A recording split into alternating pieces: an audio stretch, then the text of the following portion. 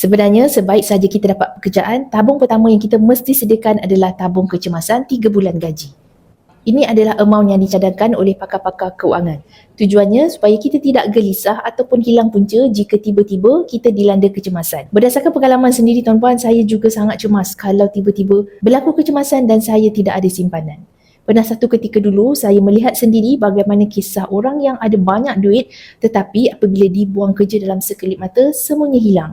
Dan saya baru tahu itulah kepentingan membina dana kecemasan sebagai backup jika berlaku apa-apa perkara di luar jangkaan.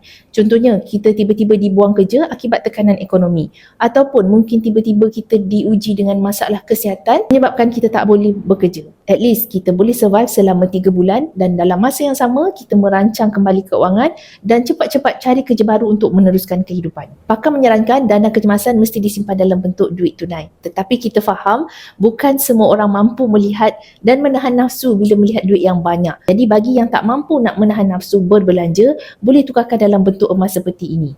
Emas ini juga duit tuan-puan.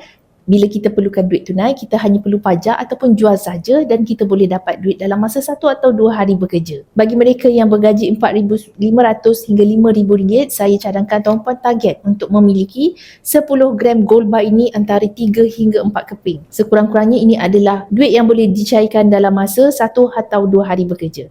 Dengan keadaan ekonomi dunia yang tidak menentu, kita mesti persiapkan dana kecemasan kita secukupnya sebelum tiba masa yang kita betul-betul tak duga. Jadi tuan-puan yang dah bersedia nak membina dana kecemasan dengan simpanan emas, boleh rujuk pin pos saya, cara mudah daftar akaun dan saya akan bimbing langkah-langkah simpanan emas yang terbaik untuk tuan-puan.